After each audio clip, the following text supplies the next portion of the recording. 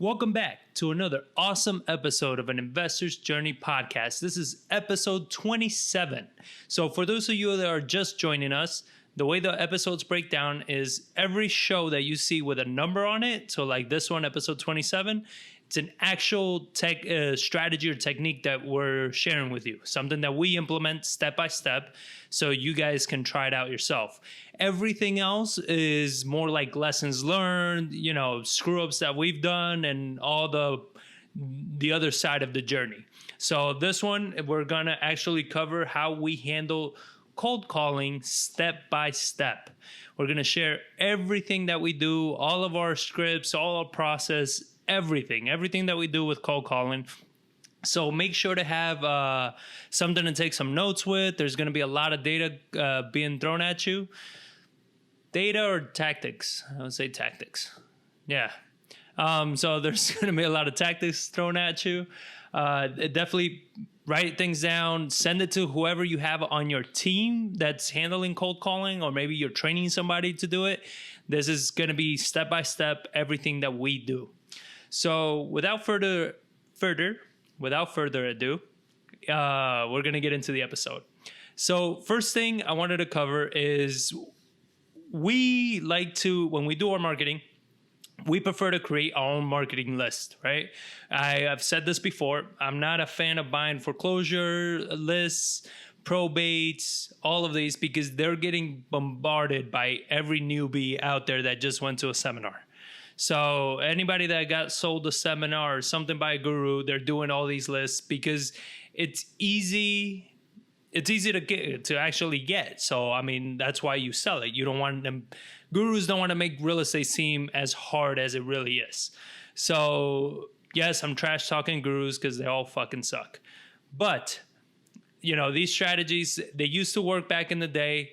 Right now, it's very competitive. Everybody's doing this. So we like to compile our own, which is why I did a podcast, which I'm going to link below, a while ago, on how we do driving for dollars.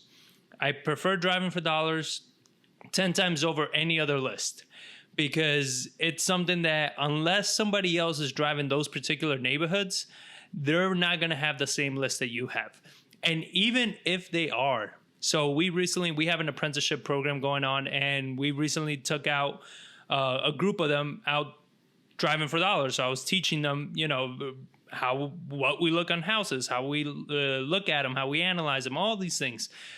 And as we were going through the neighborhoods, they were writing down the houses that they considered, after we told them, what a distress looks like, what they considered to be distress. And every single one of them had different houses on the list. Now, it doesn't make it right or wrong. It's just we all have a different perception on what is distress. So even if other people are driving the same neighborhoods as you, they may not be coming up with the same exact list that you are.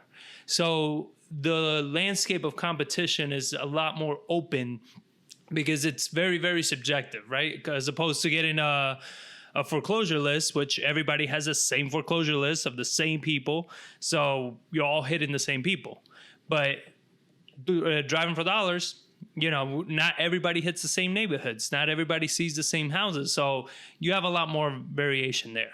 So I recommend scroll down, listen to that podcast, listen to that episode. And like always, reach out if you have any questions. First thing I wanted to talk about is, why is cold calling better than door knocking, in my opinion? My opinion matters, so you should listen to it. Just kidding. But in my opinion, the reason cold calling, I believe, is better than door knocking is, one, it's less time consuming, right? Door knocking is extremely time consuming. It is something that you have to go physically door by door, knocking and selling. So from one door to the next, you're losing minutes, if not longer, if you actually get somebody to answer the door. And then, like, what happened? So at the same group, I took them door knocking, and it was, that day, I believe it was like 98 degrees outside or something. It was hot as hell outside.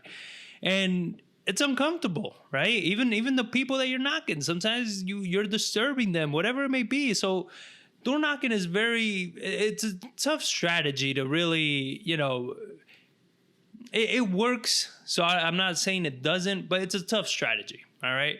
What I like about cold calling is that you literally have a million chances at first impression. So let's say you go door knocking, you knock on the door and you piss them off, right? Because you probably woke them up from a nap, whatever it may be, or they're in a bad mood. It's really hard for you to go back 2 weeks or a month later and door knock them again and they not remember you. You know, it's very hard for that to happen. Majority of the people are going to remember you, especially when you door knock them with the same message, right? You're going to door knock, they're going to remember that you came by before. And even if they were entertaining the idea of selling, there could be more pissed off than anything and they'll turn you away. But cold calling, you have literally a million chances at a first impression. Because you can keep calling and calling and calling, and they're never going to really know it's you. You understand? There's so many times that if you haven't done cold calling, you will realize that when you call enough people, you're going to have a lot of them that are going to say, man, I already told you I'm not selling, right? And this is the first time you ever called because they think everybody's the same, right? So they think that the 50 phone calls they got before you was you all 50 times. So the same way they think that, they're not going to remember you if you never called them. So this gives you an opportunity of a first impression every single time you call. So cold calling to me is one of the best strategies you can do. It's something that you can do from home, regardless of how hot or cold it is outside. You can do it at all hours. You don't have to waste any gas. All it is just sitting there making phone calls. So that's really why I believe you should spend a lot more time cold calling than anything else. It's an amazing strategy. So you already used, let's say they're driving for dollars, or even you bought a list, whatever. You compile this list. Now we use a service called American Tracers. So far, they've been pretty good. So far, they've been really good at giving us numbers that work. For every property, you might get anywhere from 4 to like 6 different numbers, right? And one of them is bound to work on a lot of them. So I want you, if you want to check out the service, they do batch skip tracing, which is one of the things I recommend if you have a large list. So this means that they give you a format there of how you should batch them, right? So it's like first name, last name, address, city, state, and zip code. So you do that in an Excel spreadsheet, you format it that way, and you send it to them, and they get it back to you within 24 hours. And if you use the promo code PRYME, PRYME, you're going to get a well over 50% off on your batch skip tracing. So definitely check it out. It's a great value. You're skip tracing every lead for, I think, about 15 cents a lead. So that's a hell of a discount. And they give you a ton of information, right? So use them, get your list, send it in. Now you get your list back. So what do you do? So this is very important, all right? Because cold calling can be extremely intimidating. It's something that not everybody likes to do. I still don't like doing it. You understand? Like just sitting there and just calling and calling and calling. It's not fun. And I know a lot of people, even people that are struggling in real estate, struggle to do cold calling because it's something that you got to get beyond that mental barrier that you have about cold calling, that fear of rejection, of sounding stupid, of, screwing it up. And it's completely understandable. I mean, it's something that you're not comfortable doing, you're not used to doing. So it's very intimidating. The thing that you need to understand is that in business as well as in life, the only time you're ever going to grow is when you push yourself outside of your comfort zone, is when you do something that you're not normally used to doing, right? So you have to push yourself. These moments of uncertainty, of fear, should be moments that excite you because this is something that you're learning something new. You're growing, you're becoming better. You understand? And in the real estate space, that means that you're becoming a better investor because cold calling and door knocking, they're two strategies that are going to serve you throughout your whole real estate career. This is something that us, even though I have people that do cold calling and everything, there's so many times that I'm driving a new neighborhood and I see a house. I'll write down an address. I skip trace it real quick and I start calling, right? Because it's something that maybe nobody else noticed. You understand? So I get on them right away. And you cannot have that fear, because if you have all these fears and all these doubts, your procrastination makes it that somebody else gets that deal, not you. You understand? So we're going to go over this tactics that we implemented and to teach people and to help people how to get over this. But just keep in mind that failure is the only way to learn. You understand? It's damn near impossible to learn from success, because success comes from something that you already know how to do, which is why you succeed at it. There's not much to learn if you already know how to do it, right? But if you fail, you already learned how not to do it. So the next step is to figure out how to do it. So you're learning, you're growing. So you got to start embracing failure if it's something that's holding you back. Because guess what?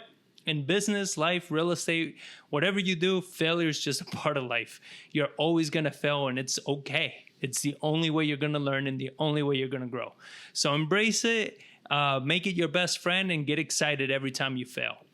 That being said, we do a 4-step process with cold calling. Step number 1, the most important thing with cold calling, just get through the list. That's it. That's the only step you should ever worry about, is get through the list. So you have a list of hopefully 500 to 1,000 addresses. If you're thinking 200 addresses, 100 addresses is enough, you're nowhere near that. Real estate, like I told you a couple episodes ago, is like baseball.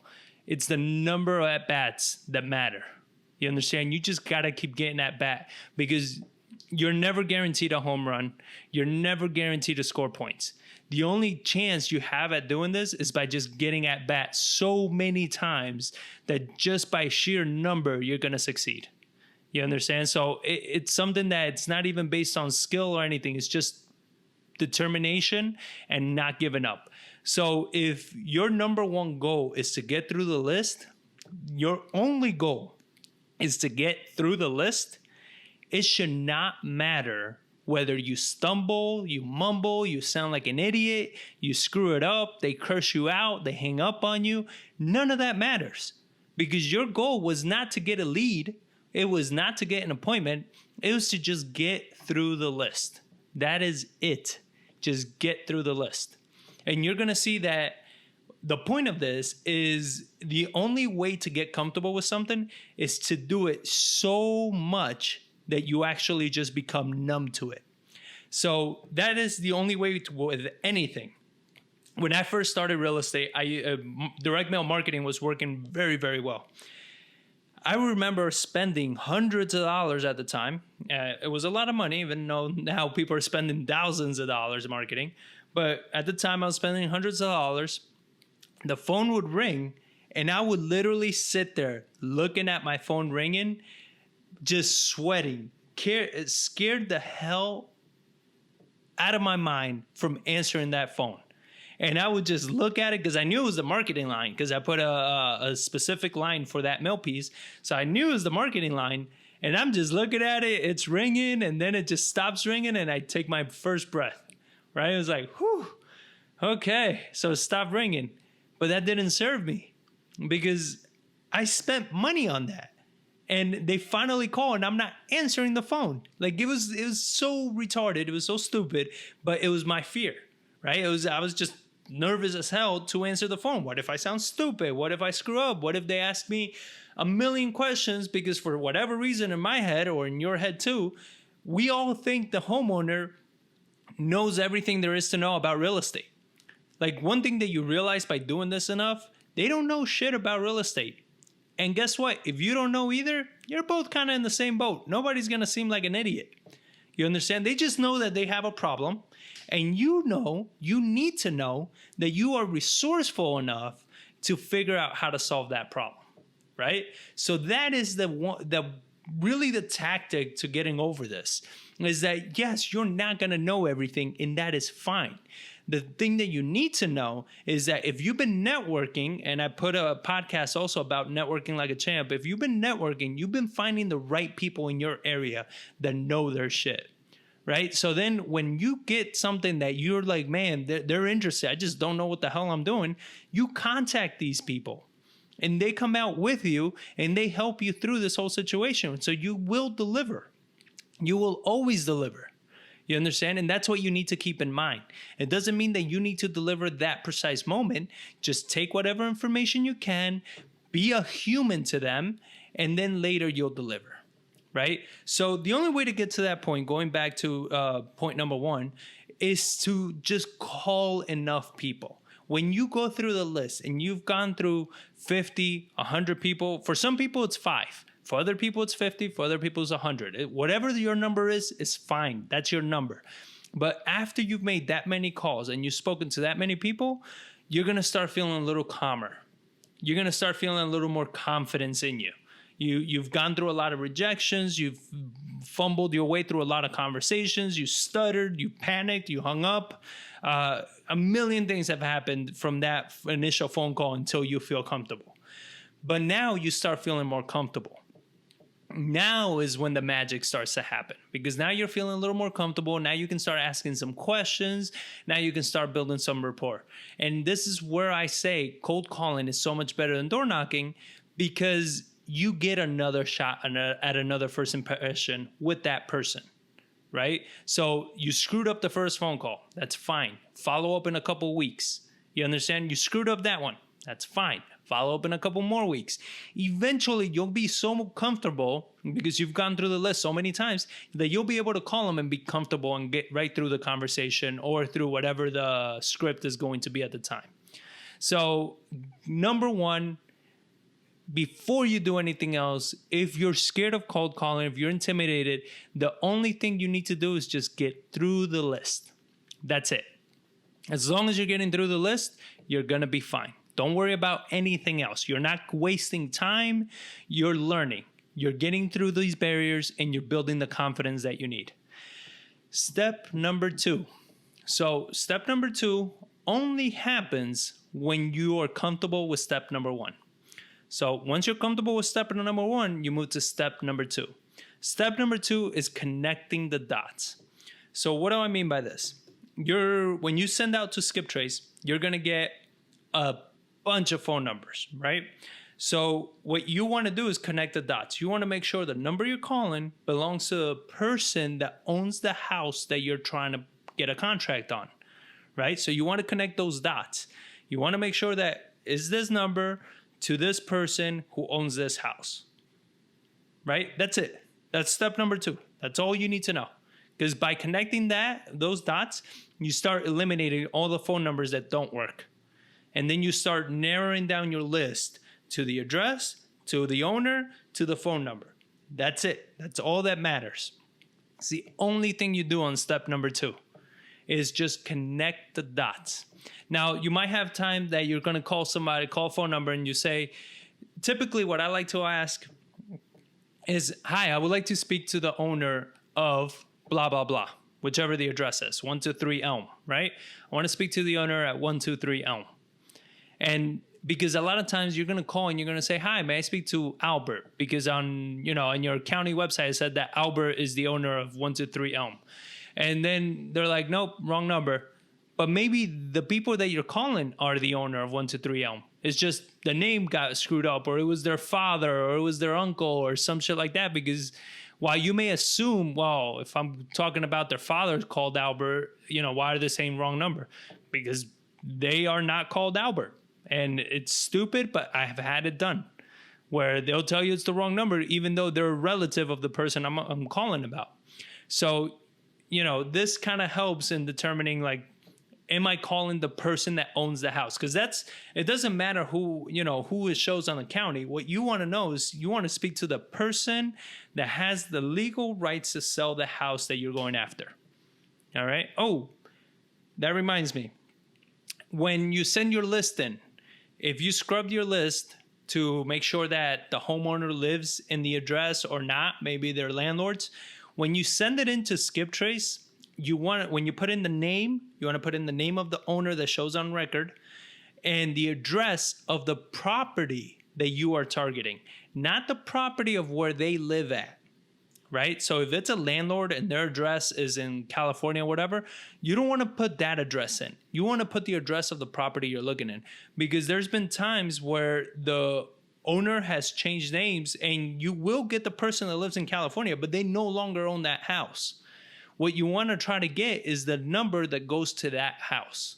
So there has been some different variation results that we've seen with this kind of data. So start that way, put in the name of the owner and then the address of the house that you are targeting, not their mailing address, but the actual address of the subject property. All right.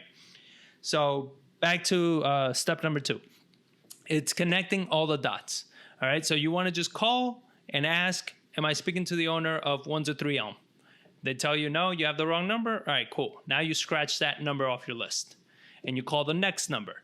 There's also a lot of times with the SkipTracer, they send you like up to 6, 7 numbers, I think. A lot of people were stopping at 3 and 4 numbers because they're like, oh, the first ones are the highest rated ones, so they have the highest probability of being the right number. That's not true. There's countless times that I've found the homeowner by calling like the second to last or the last number. The one that actually had like 4% probability it was them. And it was them. So call every number on the list. Every single number. You understand? Until you find the number that belongs to the person that has the right to the house. So step number 2, connect the dots. Step number 3. Again, you get to step number 3 only when you're comfortable with 1 and when you're comfortable with 2. Once you're good with number 2, you go to number 3. Number 3 is now you get to test out your scripts. So you've called, you gotten through the list, you're comfortable calling, talking to people.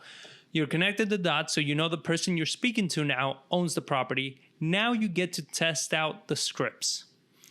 Now, why do I say test out the scripts? There is not one script that works better than any other one. I don't care what crap somebody's trying to sell you. It doesn't matter. The thing that you need to keep in mind is that when you're calling somebody, you do not know in what area of their life you're catching them on, right? So there are times that you may be calling somebody right after they got a divorce, or right after they, somebody, their family member passed away, or right after they lost their job, or, something terrible might have happened in their life. And the problem is that you call them right at that moment and their emotions is through the roof. And then you're calling about wanting to buy their house. They might curse you out and they might get pissed. And then you're thinking, man, this script sucks. And it's not about the script. It's about you calling at the wrong time, unfortunately. You understand? Because that shit happens. This is we're all humans and these lists are very big. You're bound to call somebody at the wrong time. You're bound to, reach somebody at the wrong time in their day. They might have even just stubbed their toe and they're pissed off and now their phone is ringing and their phone fell down and cracked the screen and they're pissed off and then they answer and you're like, I want to buy your house, and they're pissed off. They just had random acts happen in their life that just pissed them off and now you're the one they're going to let it out on. So don't think that there's a right or wrong script, but you need to test. Oh shit. You need to test different types of scripts out to see which one feels more natural to you. Which one do you feel that out of everybody you're getting a better result with, right? And so we have a couple different ones that we like to try. One of the ones that makes people feel a little more comfortable is offering a free home evaluation, right? So you just call them and you say, first of all, you call and you say, hi, I want to speak to I'm looking to reach the homeowner at 123 Elm. They happen to say, yes, this is him or this is her. All right, great. My name is Jonathan. I'm calling people in your neighborhood to offer them a free home evaluation so they understand what their homes are worth in case they ever decided to sell. Would you be interested in one? Right? So what you want to do is start building some form of dialogue with them. a little back and forth where they tell you, nah, I'm not interested, and then you want to test out different scripts. Like myself, I'm very comfortable cold calling. So when even somebody says, I'm not interested, I'll ask again and be like, you're not interested in a free market analysis, or you're not interested in selling your home, right? Because I want to know. I want them to flat out tell me they're not interested in selling, right? And even if they tell me they're not interested in selling, be like, oh, well, that's perfectly fine. Did you know that you can use this market analysis to also contest your taxes? Now that you have an actual value of what your home is worth, maybe you can go and try to get your taxes lowered. Anything to get that ball rolling, that dialogue going, right? Where you can capture more information from them.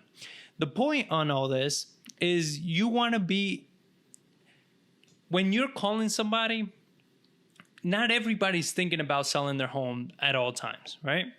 But when you call somebody with the option to sell their home, you plant that little seed in their head where they weren't thinking about it, but now they're kind of starting to think about it. They didn't think about selling their home, but now that you brought it up, it might be something that later that evening, they're talking to their spouse and they're like, somebody called wondering if we were going to sell our home. Like, do you think it's the right time to sell? You start planting that seed. This is why you want to do what step number 4 is going to be. But before we get there, you want to test out these scripts, right? And then you want to make sure that every time you test out a script, you write it down. Which one did you call them with? What script did you use? Because you want to make sure next time you call them, you try a different one. Or maybe that one went very, very well and you want to just keep doing that one until they kind of give in. But you want to know all these responses so you know what to do when it comes up. Now, step number 4 is follow-up. Step number 4, so you got through number 1, right? You're comfortable with that. You're comfortable with number 2, connecting the dots and all that. You're comfortable with number 3. You're trying different scripts. Now you start following up. So let's say people didn't answer all the phone numbers. On the first round of calls, I just go through all the numbers as quickly as possible. I want to get rid of all the numbers that are disconnected. I want to get rid of all the numbers that I know for a fact is not the person because they told me, hey, you have the completely wrong person. Another technique for that too is if you call them and you say, hi, I'm looking to speak to Albert, and they tell you, no, there's no Albert here. Like, well, I'm looking to reach the owner of this property. All right. Because again, you want to hit whoever the homeowner is of that property. So the first round, I just want to get rid of all the crap numbers that I know for sure. My second round, now my list narrowed down a lot, right? I have a lot less numbers I need to call. Now is when I start leaving voicemails and sending text messages. So I'll call. If I get no answer or nothing comes up, I'll leave a voicemail and I'll send a text message. And in either one, you can test out scripts as well. You can do the same scripts, or you can say, I'm looking to speak to you about your house. This was actually one of our students came up with this. That was actually, I consider it to be pretty good, where he said, I'm looking to, I want to speak to you about your house at 123 Elm, right? Because the reason I like that, it's vague enough where somebody's like, shit, why do you want to speak to me about my house? What happened? Right? Not many people are thinking, oh, it's somebody that's looking to buy houses or whatever. A lot of people, they're just thinking like, well, shit, did something happen to my house? Why do they want to talk to me? What's going on? Right? So it might trigger an actual callback or at least a text where, again, step number 2, connect the dots. So if they're calling you, why do you want to talk about my house? Now you know that phone number belongs to the owner of that house. Right? So again, step number 2. And then you want to go following up. It's countless times that I've negotiated deals through text messages. I'm talking about purchase price, closing dates, everything through a text message because they didn't want to pick up their phone. You understand? They feel more comfortable through a text. Through a text, they can read it, determine what they want to respond at their own pace, so they don't feel bombarded with questions and interrogations and all the shit that, salesmen typically end up doing. So through text messages, it tends to be a lot easier for them. As an investor, you should not care. Your point is to get through to somebody and be able to speak to them, whichever way is easiest for them. You understand? Eventually, even through text message, I tell them like, all right, eventually we will have to meet because you got to sign contracts. And I want to actually see the house, and there's a lot of shit that we need to do. So eventually we got to meet. But so many people, they're just comfortable with text messages. That's fine. Don't judge it. Just do it. So that is step number 4. So going back to planting the seed, this was a funny example. My business partner recently got a new car, right? And until he got this car, he wasn't noticing the color and the make of the car that he got everywhere where he went. As soon as he bought the car, now he sees his type of car everywhere he goes, right? So he sees the Ford F-150 in the same color, black, everywhere. He sees it everywhere. He's like, holy crap, there's so many people that have, black Ford F-150s. And that is something, a little trick our mind plays, that we just don't pay attention to things when we are not actively looking for them, right? So by you telling somebody, I want to buy your house, or are you looking to sell your house, or whatever the approach is, or have you thought of selling your house, you're planting that seed that I told you before. So what ends up happening is that next time they go to the grocery store and they're driving through their neighborhood, they start noticing that, like, oh shit, look, these people are selling their house, and these people are selling their house, and that guy's selling their house. And then it gets to a point like, man, maybe we should sell our house. But until you planted that seed, they weren't thinking about it. So this is why follow-ups are so important, because you may speak to them, and another script that we've used is just flat out coming out and saying it. Hi, once obviously you connected the dots, who you're talking to. And I was just curious, have you ever thought of selling your house? I'm an investor here in San Antonio, and I love houses in your neighborhood, and I would love to make you a cash offer on yours. Again, by all means, this does not mean this is the best strategy or the best script. It's just another script to use. You understand? Like, one thing I've realized is I've spoken to many, many people that do cold calling, and they have no scripts that make any sense as far as like, this is a home run script. They're like, honestly, I say whatever the hell feels right at the moment, So that's another one. You can be very direct, or you can beat around the bush a little bit and offer them a free market evaluation. Free market evaluation is simple. You get I got a Word doc that I did.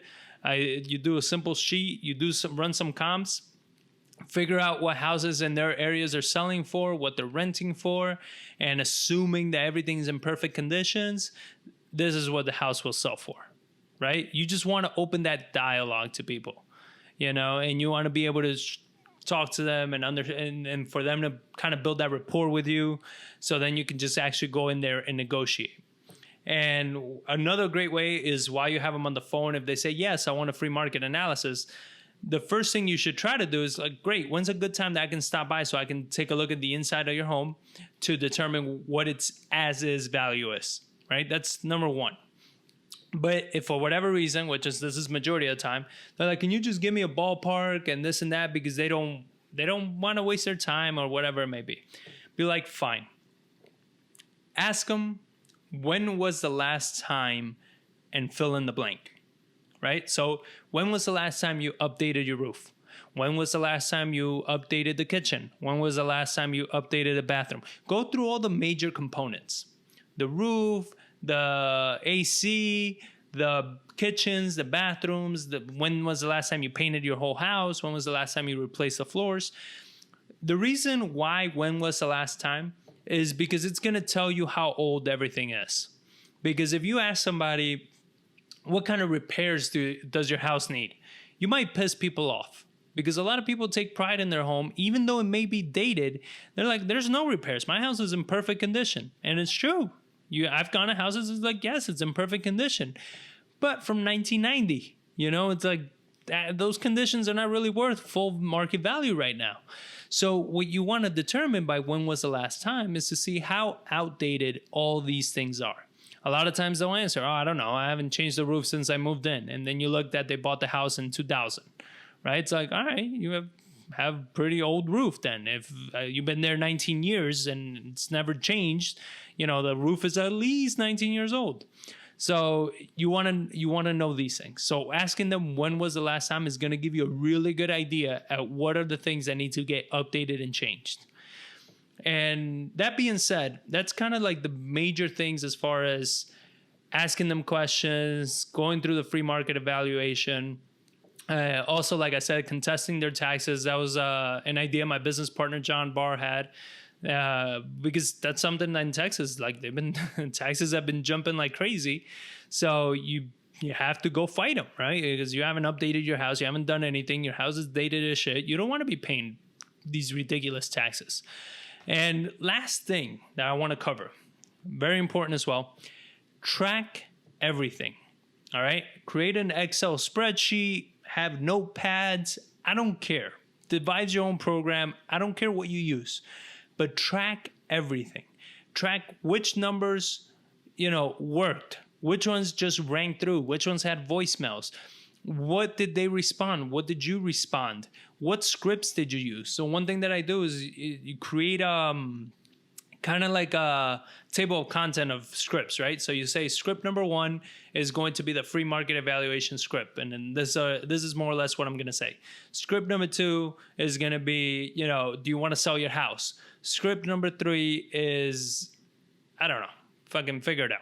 Come up with different scripts, but number them. So then in an Excel spreadsheet, maybe the same one that American Tracer sends back to you, use the blank spaces next to them and put, okay, spoke to them, script number 1. So next time when you follow up, you did script number 1, which is free market evaluation. So you go back and use script number 2. You understand? And then maybe you didn't get through a certain part. So you tell them, they hung up at this point. So you want to make sure to track, because then this is how you're going to know what to change moving forward as you follow up, as you talk to them again. Or maybe you got a really good interest on them. And one thing that I tell people is when you are cold calling, if somebody says, unless they say, yes, come over right now, don't stop cold calling. All right. There's a lot of people that are like, oh, yeah, I would love a free market evaluation. That sounds great. Yeah, here's my email. Here's this. Here's that. I would love one. Awesome. They stop everything that they're doing to put that free market evaluation together. Relax. That person's not going anywhere. Don't lose the momentum of a cold calling. Don't lose that momentum of getting fired up, of having somebody being interested. You understand? Get fired up, get excited, and call the next one, and the next one, and the next one. You understand? Don't stop your cold calling just because people are agreeing or wanting the service. Unless somebody says, hey, yeah, but you have to come right now because I'm going to be leaving town, whatever. If that's the case, that you set up an appointment right away, then yes, go. Because, like they say, a bird in the hand is better than 2 in the bush. This is definitely true. If you can set up an appointment, I set up appointments, I go as soon as I can. You understand? Anybody's interested in selling their house, I'm there. Like, I don't want to beat around the bush. I don't want to wait. You understand? But if they're wanting a free market evaluation, or you call them up later or whatever, don't spend the next hour researching their property and researching all their friends and their Facebook. Relax. Do that tomorrow. Do that in the morning. Do that whenever else. But do your cold calling first. Another technique is schedule your cold calling. This is something that needs to be kind of like a job for you. You understand? This is something that you cannot miss. Don't do cold calling whenever you feel like doing cold calling. Because especially when you're starting off and you're scared, you're never going to feel like cold calling. I mean, that's just the truth. Nobody ever feels like freaking cold calling. So set up a time. So maybe you say every evening at 6 p.m. for an hour, I'm going to go cold call. And so you lock yourself in a room, put your phone on silent, everything, no distractions, and just start cold calling everybody. You understand? For an hour. You don't even think about it. You don't even say, well, you know what? Maybe I can go to the gym, or actually, maybe I can run an analysis on this other neighborhood. Stop making excuses. At 6 o'clock, the alarm rings. Your hands should be on your phones, ready to make those calls. All right? That's going to be the one way that you can actually stick to this, because I see it so many times. It's hard to stick to this. It's very hard. It's very intimidating. And we always find 1,000,001 excuses. And that's all they are. They're just excuses. And guess what? The more excuses you make, the less chance you have at succeeding, because somebody else is actually making phone calls. So it works. it does work. This is not a question of if, it's a question of when. So the more you do it, that when becomes a lot shorter. But if you only do 10 calls a day, and then you call maybe 3 days a week, it's going to take you forever to get a deal done. But if you're calling every single day for an hour, 2 hours, every single day, just going through your list, you might get a deal in a couple weeks. Because just by sheer numbers, you've gone through that list so many times that somebody's bound to say yes. That's just stats. You understand? So again, this does work. It's a really good strategy. It's something that don't get caught up in negotiation tactics on, this or that. Those are just scripts. Test them out later. But for right now, don't get caught up on it. Do step number 1. Just get through the list. If you're scared, if you're petrified, if it's intimidating, just get through the list. Don't think about anything else. Because as soon as you get done with step number 1, that you do it correctly, you're going to see your confidence level is going to go up tremendously from when you started. So it works. Put in the work. Get out of your own head. And if you need any motivation, anybody to fire up, reach out to me. I will smack you around until you react. But it does work. So use it wisely, and send me all your feedback. Send me what's worked, what hasn't, what did people say, how did they reject. If people are rejecting you for whatever reason, let me know what they're saying. I can help you come up with a counter to it. All right? So anything that you're having trouble with, reach out to me. We're here to help. So I hope you guys enjoyed this one. Again, any questions, anything, comment below, send me an email, find me on social media, reach out to me. We are here to help you. So I hope this helps. I hope you guys get it. I'm going to put all this information on the show notes below, the promo code for you to get those discounts and everything. So make sure to check out the show notes. I also sometimes add a little more details than I might have forgotten to mention before. So check them out. Make sure you didn't miss anything and try it out. Give it a shot and let me know how it works. All right, guys. So I will catch you guys on the next one. Thanks a lot for listening. I appreciate all your love and all your comments. It means the world to us. So thank you so much for all your support, and I will catch you guys on the next one.